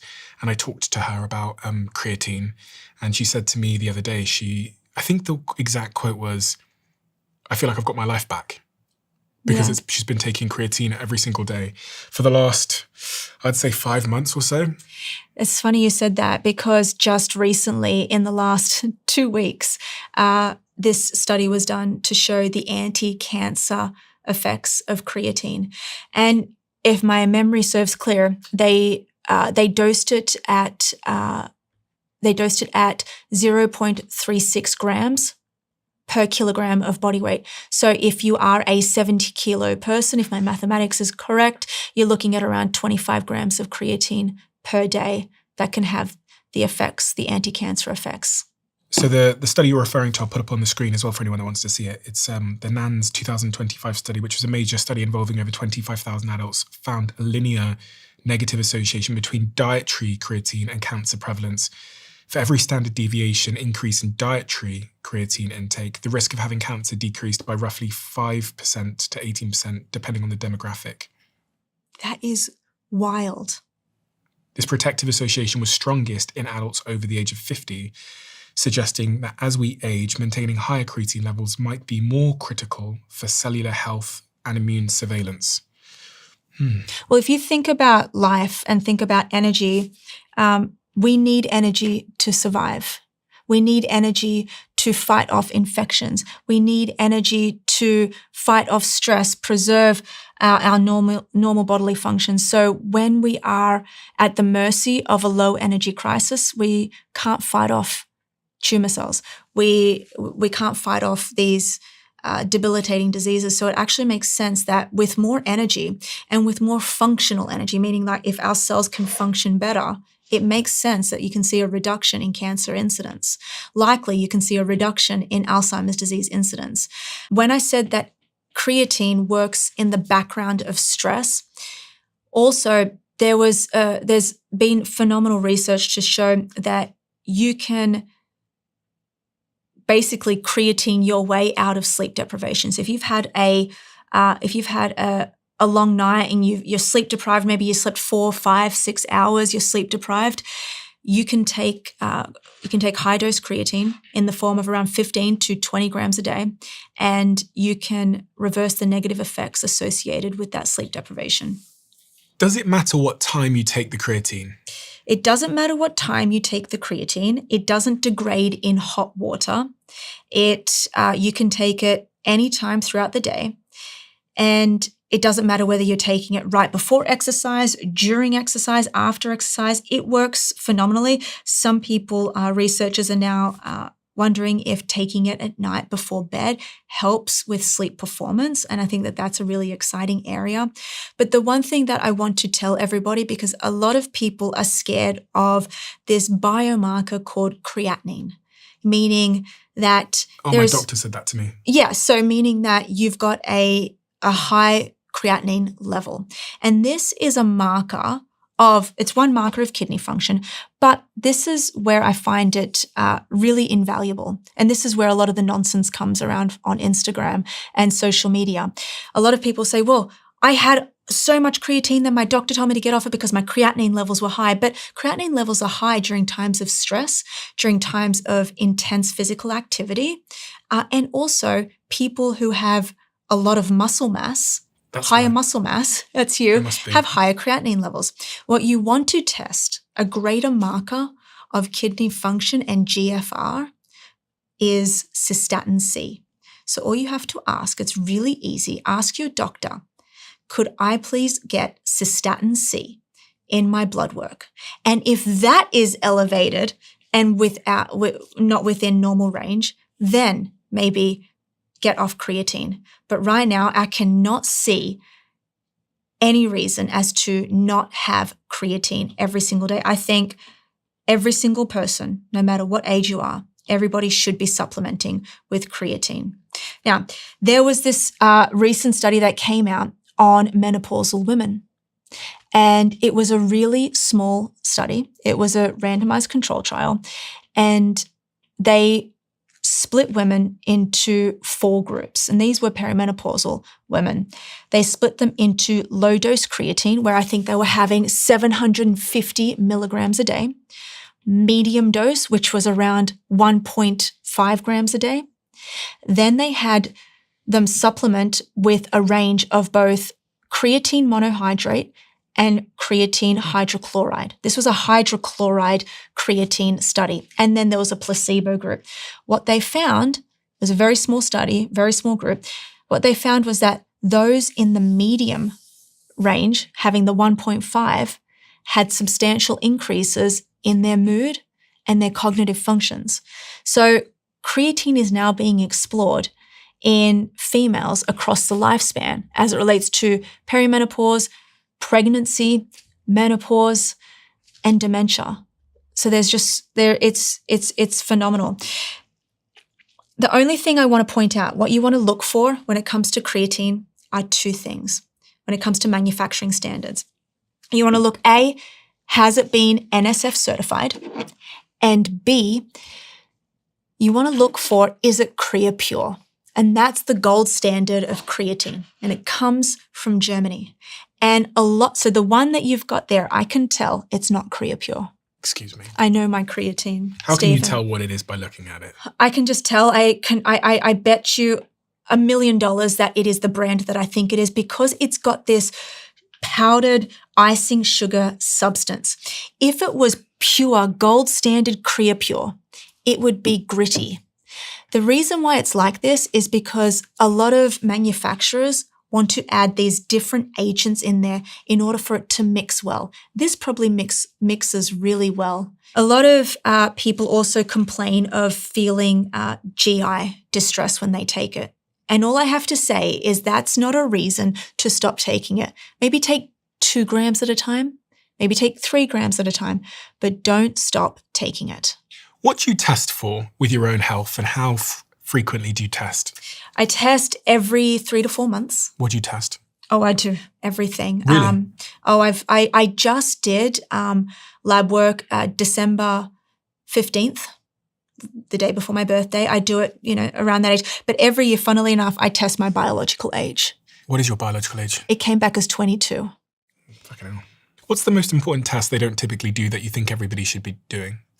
Lipoprotein (a) raises your risk of having a heart-related event or raises your risk of getting cardiovascular disease, but it's hereditary. And then for dementia? This is a really exciting part, at least in the US. We now have a predictable way of picking up on mild cognitive impairment and picking up on these Alzheimer's hallmarks. Tau protein, p-tau217 it's called on blood work, and amyloid beta. So we can now pick up on this with 90% accuracy of a PET scan. What are those cards over there? These are here to test your processing speed. Pink. So It says pink on it. yeah, so this is actually a great measure of brain function. Your brain processes visual information 15 times faster than written words. And so this is going to test your brain function. Okay. So what I want you to do is you're going to see the color. Yeah. I want you to actually say the color of the card, not the word. Okay, let me just program my brain. Say the color, not the word. Yeah. Okay. Are you ready? Green, orange, yellow, green, orange, green, orange, yellow, pink, orange, green. Now let's do the reverse. I want you to say the words. Wait, let me just... Okay. Yellow, blue, green, black, purple, brown. Okay, so you're good. Thank you. Let's do it to Jack. Jack, you come sit in the chair. It's your turn. You caught him off guard, and he hasn't got I knew creatine. it was That's coming, that's why I unfair. went behind there. You- Grabs a green. It's an unfair advantage. Okay, you ready? Wait, so what am I doing? Just say the color of the card. Okay, just the colour of the card. Yeah, Okay. ready? Green, orange, pink, yellow, yeah, orange, pink. Now, let's roles reverse. I want you to say what's on the card itself. So just read it. Okay, brown, purple, pink, green, black, yellow. Okay. So now we're going to test it even more. That was the starting rate. Good. Not too bad. That was not too bad.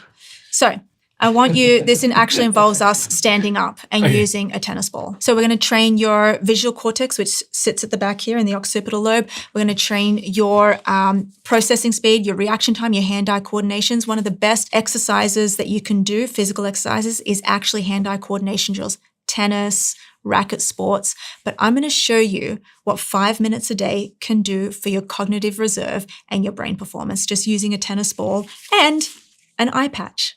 Okay. So, first things first, I'm going to give you this tennis ball. Yeah. And for the whole time, I want you to throw the ball with an overhand grip. Oh, like this? Yep. Okay. So I want you to just throw it with the right arm and catch with the right arm. Over. I mean, what's this one That's saying? underarm. I'm just checking the wall. Okay. Okay. So like So you might want to move back where the chair is. Okay, no, you would. cut that out. Good. So now throw with the right and catch with the left and alternate. Yep. Okay.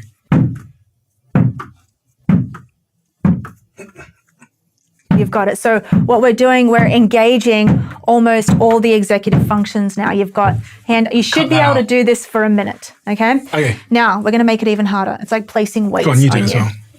Well, I'm not going to do the one with the eye patch. I'll do the next one. Okay. So basically, what you want to do, and if you do it with a black ball, it's actually even better.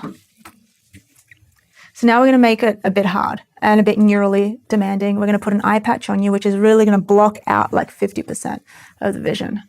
Okay. Which eye? Any eye. Let's do the left one. Let's see how many you can do. I think we counted around 8 before. A pirate. I just get you to look at. What? Oh, wait, this is not flattering. Okay, Let's cool. go.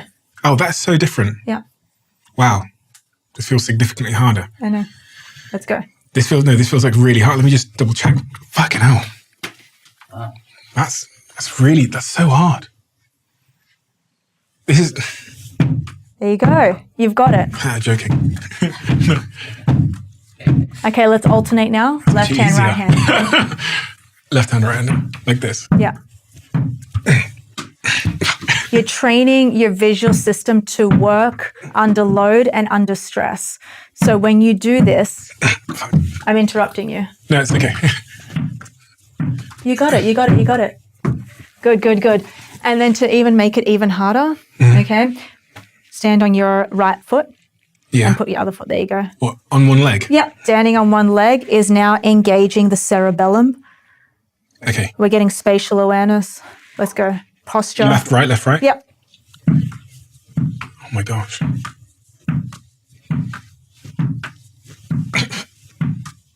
You got it. I want to see you do it. With the eye patch on. Yeah. Wow. I mean, I can bet. Great, my eyelashes have gone now. It's okay. We can AI that out. This actually looks great. Okay, we're ready? Well, I blame my nails. I blame my nails. Let's do it. Okay. It's hard. It's so hard. And so what is this doing? This is engaging. executive functions, processing speed, hand-eye coordination.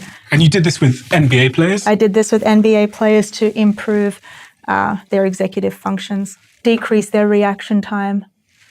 And this will change my brain if I do this frequently. Not just that, but you're also improving cognitive reserve. You're building new connections between the brain cells. You're strengthening neural networks, and you're doing something incredible. You know, every once in a while you come across a product that has such a huge impact on your life that you'd probably describe it as a game changer. And I would say for about 35 to 40% of my team, they would currently describe this product that I have in front of me called Ketone IQ, which you can get at ketone.com, as a game changer. But the reason I became a co-owner of this company and the reason why they now are a sponsor of this podcast is because one day when I came to work, there was a box of this stuff sat on my desk. I had no idea what it was. Lily in my team says that this company have been in touch. So I went upstairs, tried it, and quite frankly, the rest is history. In terms of my focus, my energy levels, how I feel, how I work, how productive I am, game changer. So if you want to give it a try, visit ketone.com/Stephen for 30% off. You'll also get a free gift with your second shipment. And now you can find Ketone IQ at Target stores across the United States, where your first shot is completely free of charge. If there's anything we need, it is connection, especially in the world we're living in today. And that is exactly why we created these conversation cards. Because on this show, when I sit here with my guests and have those deep, intimate conversations, this remarkable thing happens time and time again. We feel deeply connected to each other. At the end of every episode, the guest I'm interviewing leaves a question for the next guest. And we've turned them into these conversation cards. And we've added these twist cards to make your conversations even more interesting. And there are so many more twists along the way with the conversation cards. This is the brand new edition. And for the first time ever, I've added to the pack this gold card, which is an exclusive question from me. But I'm only putting the gold cards in the first run of conversation cards. So get yours now before the limited edition gold cards are all gone. Head to the link in the description below. So doing hard things is what is going to improve brain function over the lifespan. Doing hard things tells your brain that you can do hard things. Meaning, have you ever heard of this brain area, a little area in the brain called the anterior mid-cingulate cortex? Yes, I have. What do you know about it? I'll let you say it. Well, it's shown that it's larger in what we call super agers and people who age really well and who can withhold a lot of cognitive capacity. And it's really profound in people who can diet well. It gets bigger when we do hard things. So when we do really hard things, this area in the brain gets bigger. And basically what that is, it's reserved for when life gets hard. It basically tells your brain that no matter what happens, no matter what event comes my way, I have the ability to go in, welcome it, and push through it no matter how hard it's going to be. When you give up or when you don't do hard things, this little area doesn't grow. It doesn't get bigger. So doing these neural activating drills that we just did, going to the gym and pushing well above your threshold and pushing really hard is going to help grow this little area of the brain. And they call this the willpower muscle. The willpower. This is why I think that when people go out to set their goals during the year and they say, I'm going to lose 20 pounds, I'm going to do this, I'm just going to increase my willpower, I think it's not willpower, it's neurobiology. I think it's really important to just spend a little bit of a moment talking about this part of the brain, because when I discovered it, I found it absolutely fascinating. And I think it was Andrew Huberman who said, either to me or he said publicly that he thinks it's one of the most fascinating or important discoveries of the last century. Of course. Well, you think about how we're living our lives. We're punishing ourselves for not being able to read a book, for not being able to pay attention. How many people are now self-diagnosing themselves with ADHD, low attention spans, and they're blaming it on environment. They're blaming it on circumstances when they should be blaming it on neurobiology, and they should be blaming it on their brain state. This area of the brain, if you can push, and this is why these super agers seem to have... What's a super ager?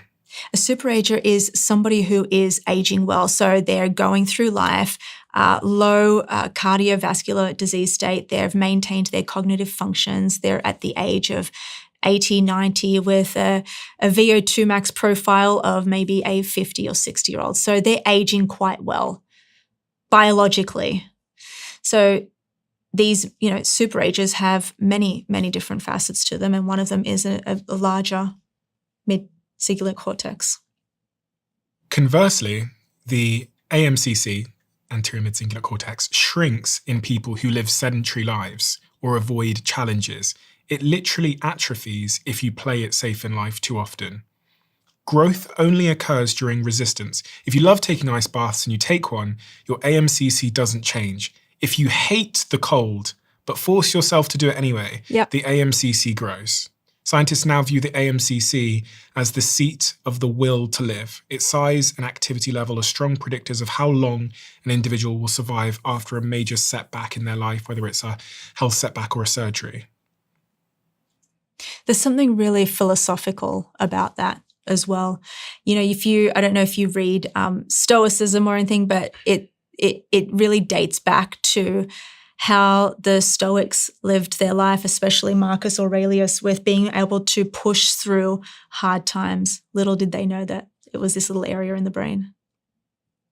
Yeah, I think I was telling the story the other day of Roosevelt and what happened in his life as a young man when he came home one day on Valentine's Day and found that his mother and his wife, who had just had his newborn baby, had both died, one upstairs, one downstairs.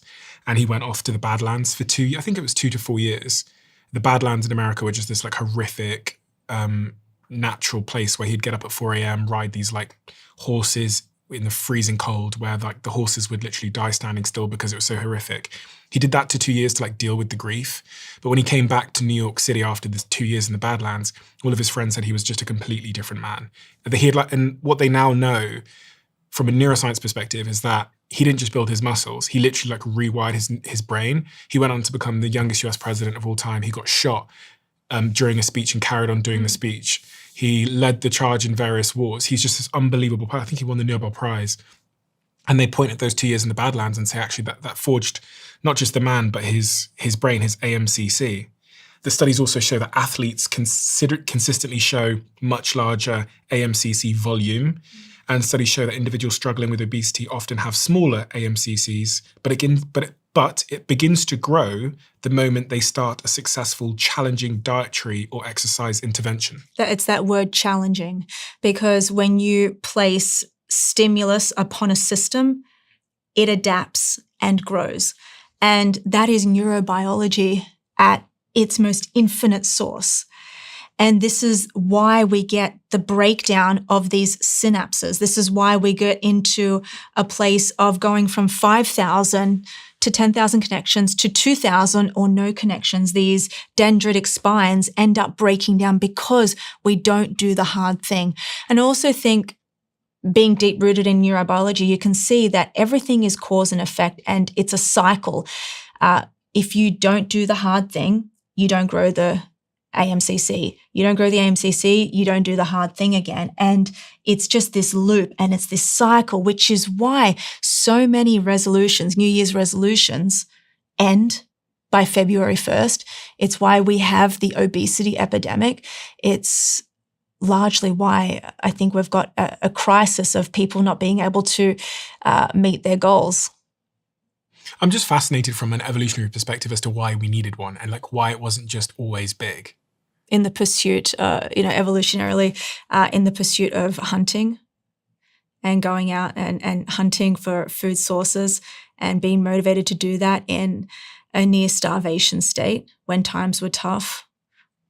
And so when times got storms. easier, we didn't need it as much, so we could conserve, our energy, so we could scale down our willpower when times were good. Well, it's interesting that you say that, because this brings up the whole brain rot and AI era. Just like with, in 2024, Oxford Dictionary, I think, named brain rot the word of the year. And it's interesting because it plays into evolution and what's happening with this AMCC, meaning we're just there scrolling at mindless information every day, training our brain to get these small dopamine hits, these small rewards from doing absolutely nothing.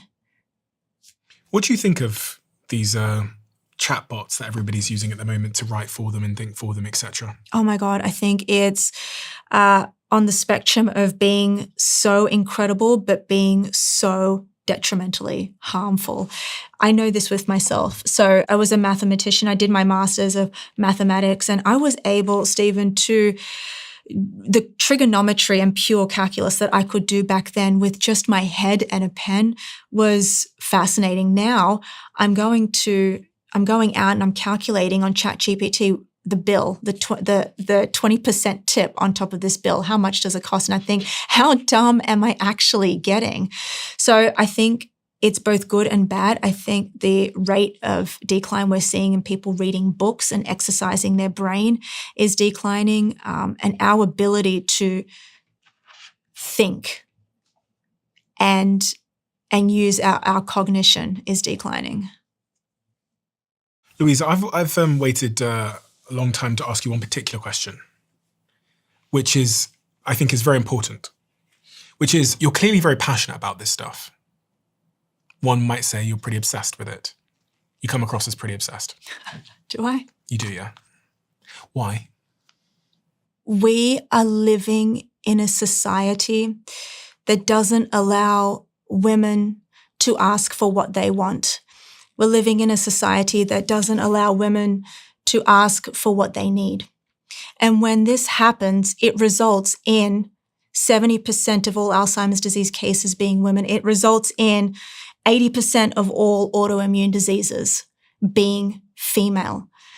And these are largely preventable diseases. And when I ask why, and I hear that women are wildly misrepresented in academic literature, when I see women who downplay their symptoms, or they're too scared to ask their doctor for advice, or they're too scared to ask somebody else for advice because of what they're going through, or they're ashamed of some of their symptoms, I get angry and I get passionate. And it reminds me of my grandmother, who she was my best friend. Her name was Louisa. And you're named after her? I was named after her, yes. And we spent every day together. And I'm getting emotional now because I remember her. And she sadly died of pancreatic cancer. It was ovarian cancer that went to pancreatic cancer. And she never asked for what she wanted, and she never asked for what she needed, which was help. She didn't understand her symptoms. She didn't go to the doctor when she needed to, because she was just more inclined to look after the family and look after the household. And when the time came that she was given her diagnosis, I was sitting there with her. It was at home, and the doctor came. She did a house call, and my grandmother looked at her. She hardly spoke that much English, and she said, "Please, is there something I can do? I don't want to die." And the doctor said, "I'm sorry, there's nothing you can do." And I spent every day with her in the hospital.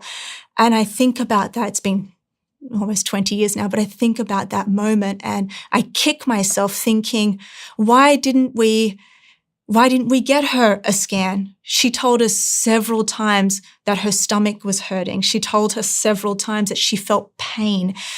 She hid her symptoms. She hardly ever ate at one point, and we never stopped to think about why, and she never stopped to think about why. So I think about her every day. And then I think about my mother too. And these women, first generation, they came, we migrated to Australia from a country called Cyprus, and they've just been they put themselves second, and they just look after the family, and I can't stand that. And when I see women coming in as patients or caregivers, I think to myself, do you not know that there is something for you to do? And most women don't. And I can't believe the amount of money that we are spending that is going towards putting us on rockets to go to Mars, but we haven't yet found a cure for this disease that is largely preventable. It's just not okay with me. And I would hate to see women go through this. The emotion is still very present in your face, even though it was so very long present. ago. It was so long ago.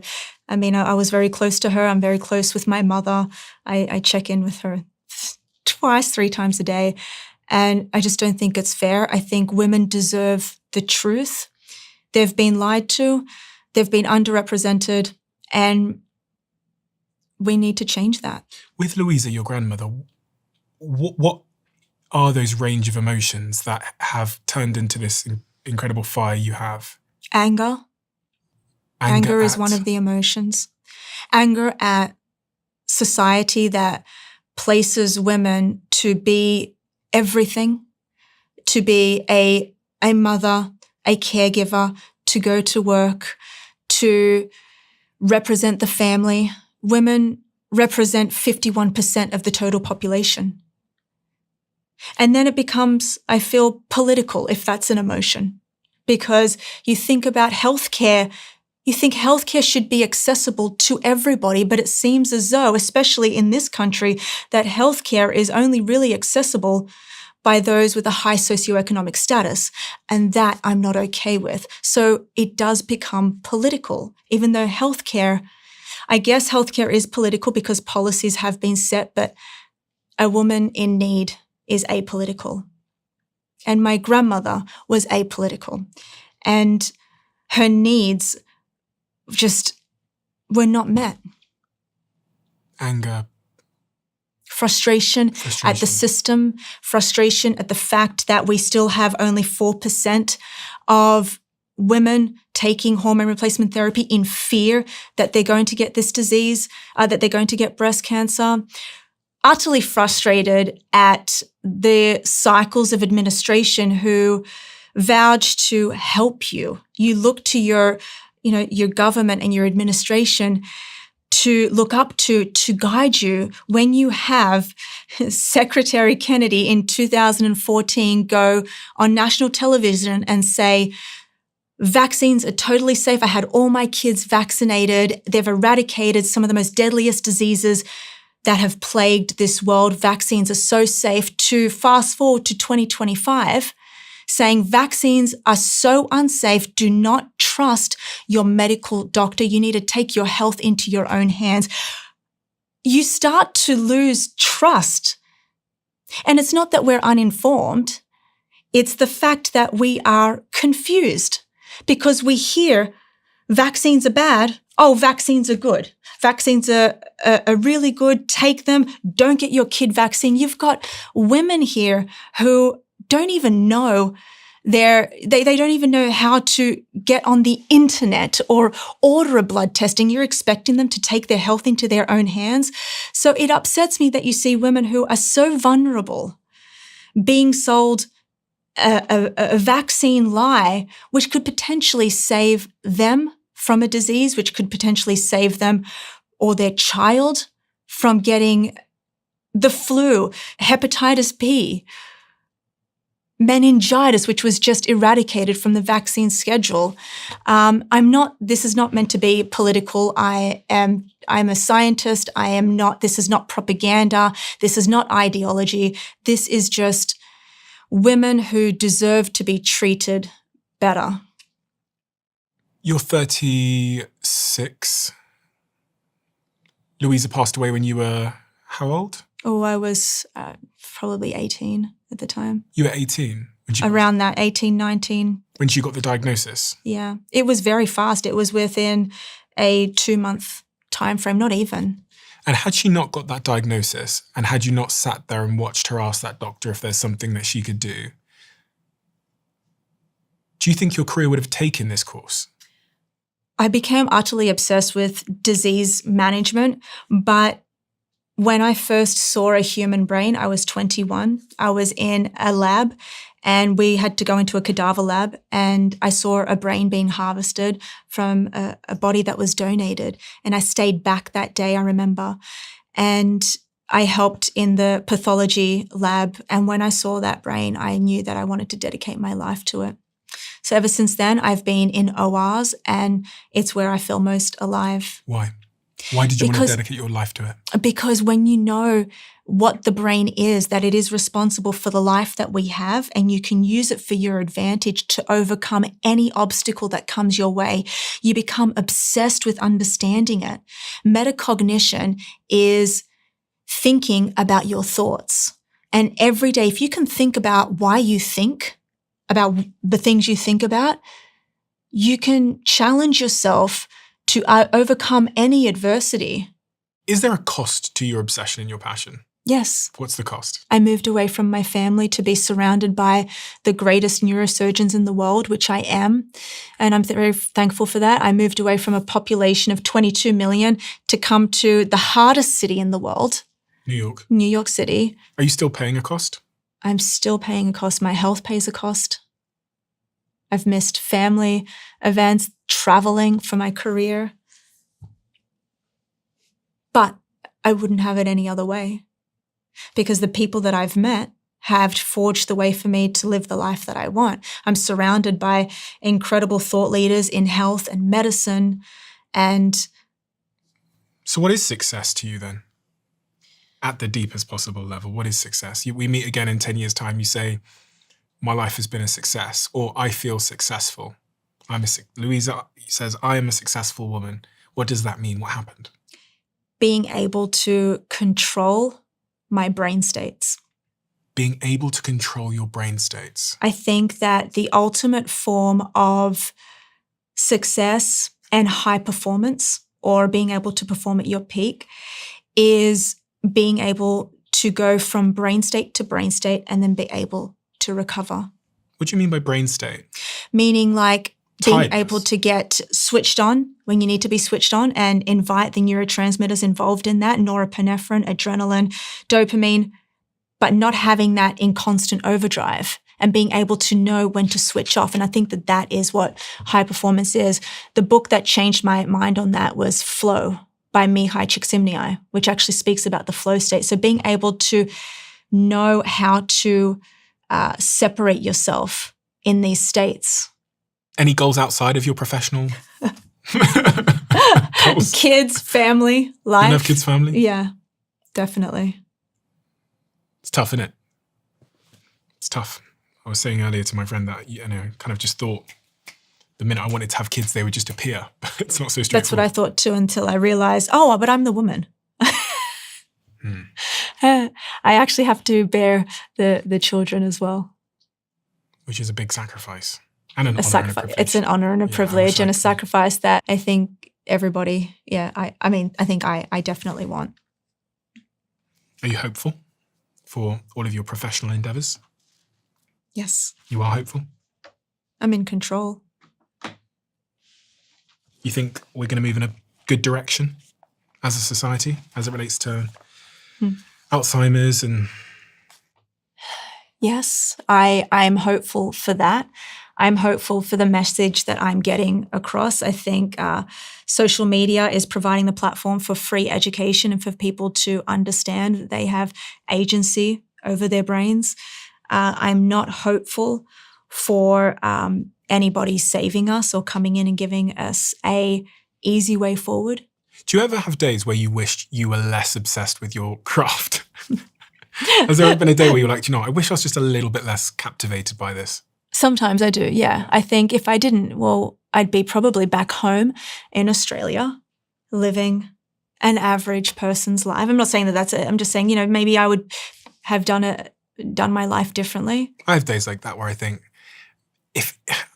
obviously, because the obsessed brain is the one making this decision, so it's quite difficult to detach. But like if you put a knob in front of me and I could just turn it down just a little bit, would I?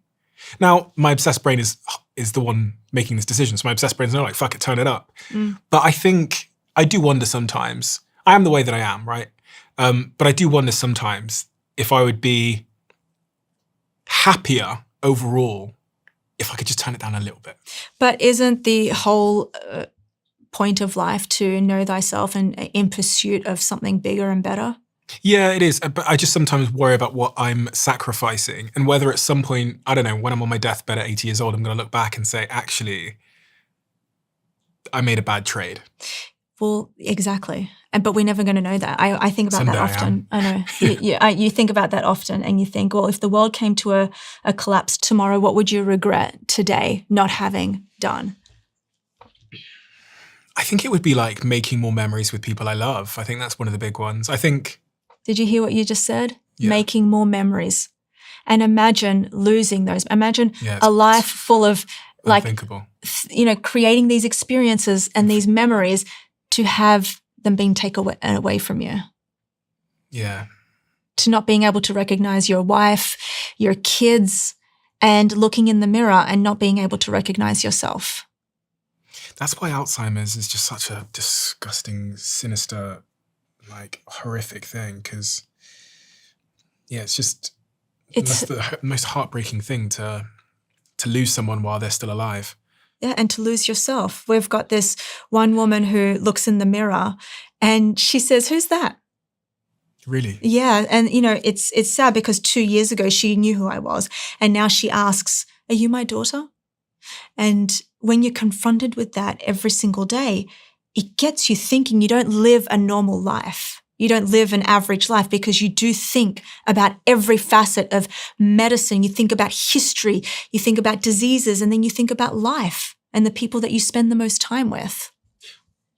We have a closing tradition where the last guest leaves the question for the next, not knowing who they're leaving it for. And the question left for you is, what is God to you? God is that power that you feel and have faith in that you cannot see. The power that basically makes you feel like there is somebody there that has you and that is guiding you. That always has a path for you. Knowing you believe in God? Yes, In I'm Christian. I'm Greek Orthodox. When you see the brain deteriorating in such a way, and you think about this concept of prayer, like asking God to help me with something, doesn't it feel pretty, it's the definition of like hopelessness, is watching your brain deteriorate. And I think some part of my struggles with religion since I was an 18-year-old and I came from a very religious family was seeing injustice in the world. And there's doesn't seem to be much greater injustice than watching someone's brain just deteriorate in front of their family. Yeah, or somebody going through losing their child and you start to think about God. People pray for, I can't find my keys, or I want my football team to win. And I go, there's no point. If people praying for an Alzheimer's cure are having no luck, then maybe I should stop praying for Manchester United to win. Yeah. If you understood the intricacies of how we were actually brought into this world, from the point of conception, to the point of neural development, how a baby is formed and how precise everything has to be for you to come out the way you did. It is so beautiful and so miraculous and so rare, even though there are billions of people in this world, that you can not just turn to biology anymore. You have to turn to something bigger. And I used to, trust me, even as a Christian who's read the Bible, even in my early 20s when I was getting into medicine and science, I was so gung-ho about we're born in a body, we die in a body. But then when you get so deep into the literature of science and medicine and biology, it's hard to ignore God, and it's hard to ignore that there is a higher power out there. And why is it that there are chapels in hospitals? Because people want to go to heaven? Because people want an alternative method of getting through whatever it is that they can get through, something that science and medicine cannot offer. And believing in something that is not there or something that hasn't occurred yet is having faith. I work in neurosurgery, and some of the cases you think this person's not coming out of here alive. And the fact that they do, and they preserve their cognitive functions and they look next to normal after they've had a massive tumor resected, which is a true story from here. The tumor was going all along this one woman's face who was 78 years old, who traveled here from France to have the tumor resected. How is it that she's walking and she's cognitively normal and she's not even on any medication the next day? How is that possible? Is it God? Is it just miraculous neurosurgeons? There's just some things that medicine can't answer. I agree with that. I don't think I'm arrogant enough to say that I know. And I'm curious, and I think I'll never know. Yeah. So I guess that's where we need to have faith. Yep. Louisa, thank you so much. It's very important that you do the work that you do, because it's people like yourself that are so passionate and so obsessed and so good at communicating that help average people who don't have access to the wisdom and the research and the studies and information that you have understand all of these things. And it's through this understanding that we can make better choices and preserve our life, preserve our brains. And if we preserve our brains, we preserve everything that matters. Correct. Thank you. So thank you for doing what you do. And I appreciate your passion and dedication to it, because it's very, very important. Thank and you I know for it comes having at me. a cost. So I feel obliged to tell you that as a normal person who isn't involved in your field, we're grateful. Thank you so much, Stephen. Thank you. YouTube have this new crazy algorithm where they know exactly what video you would like to watch next based on AI and all of your viewing behavior. And the algorithm says that this video is the perfect video for you. It's different for everybody looking right now. Check this video out, and I bet you might love it.